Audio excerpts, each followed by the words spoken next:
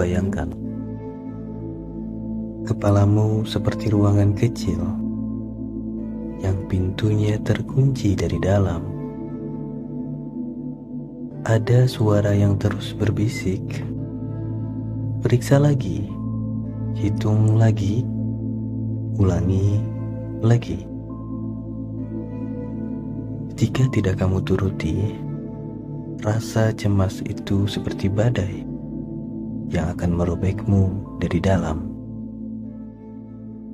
Itulah hidupku setiap hari.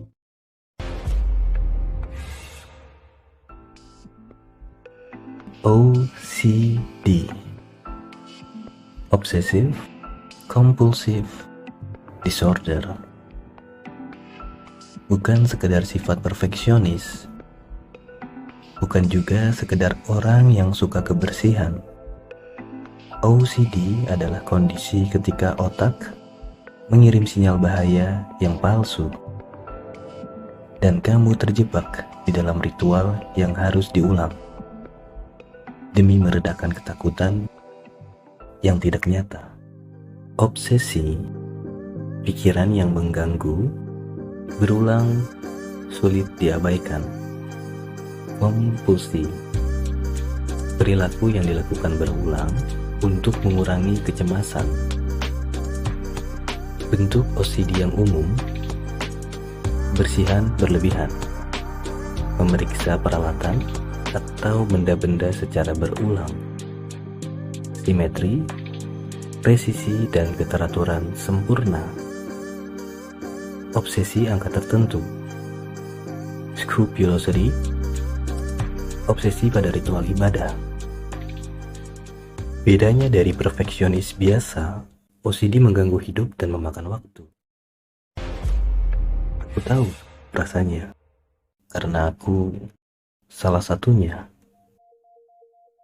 Buatku, OCD seperti bayangan yang menempel di kepala.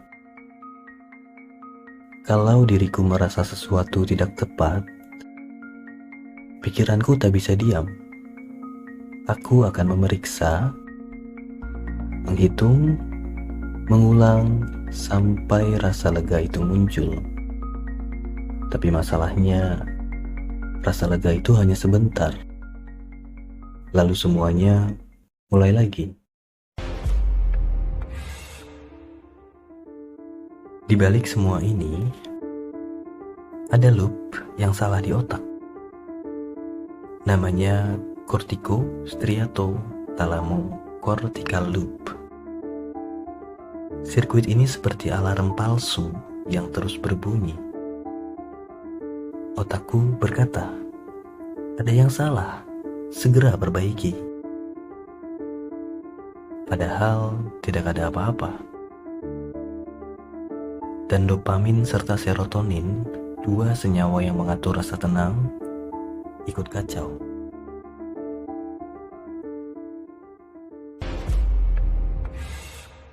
OCD adalah puncak ekstrim dari naluri manusia untuk mencari keteraturan. Kita semua ingin hidup rapi, tapi di kepalaku, keteraturan bukan pilihan, tapi keharusan. Salah sedikit, rasanya seperti melihat alam semesta retak. Kadang aku bertanya, apakah ini penyakit? Atau bentuk lain dari bakat?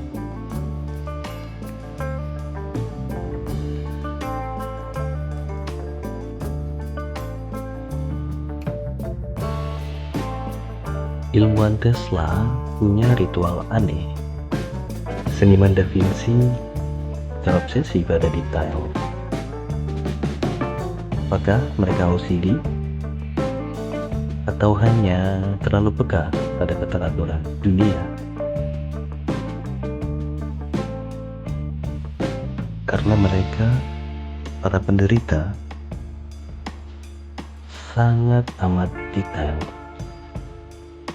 bahkan pada hal yang tidak tampak.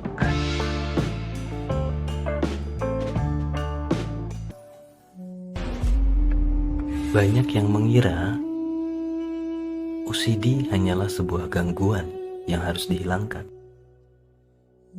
Padahal, tidak semuanya bersifat buruk. Dalam bingkai Islam, ada sisi OCD yang bisa menjadi titik cahaya bila diarahkan dengan benar. Orang dengan OCD cenderung teliti, hati-hati, dan sulit menerima ketidaksempurnaan. Ketika sifat ini dibawa ke dalam ibadah, ia bisa melahirkan ketekunan luar biasa. Mengingat Allah dengan penuh detail, memastikan wudhu dengan sempurna, sholat tepat waktu, dan menjaga kebersihan seperti sunnah Rasul. Dalam Islam, Allah mencintai amal yang sedikit tapi terus-menerus. OCD memberi kita kemampuan alami untuk konsisten, asal tidak terjebak dalam obsesi yang memenjarakan. Kita bisa melatihnya menjadi ketekunan spiritual, bukan beban mental. Jadi, OCD bukan hanya cerita tentang kekacauan pikiran. Ia juga bisa menjadi pengingat bahwa Tuhan menciptakan kita dengan sifat unik, yang bila diarahkan bisa menjadi jalan menujunya.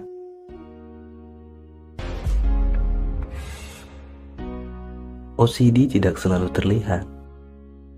Banyak dari kami terlihat normal, tapi di dalam kepala ada medan perang yang tak pernah berhenti.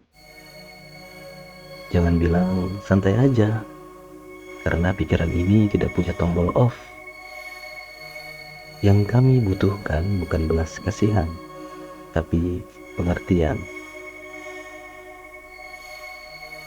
Mungkin kita semua punya sedikit OCD, karena kita semua takut kehilangan kendali. Bedanya, sebagian dari kita tidak pernah bisa melepaskannya, bahkan dalam mimpi.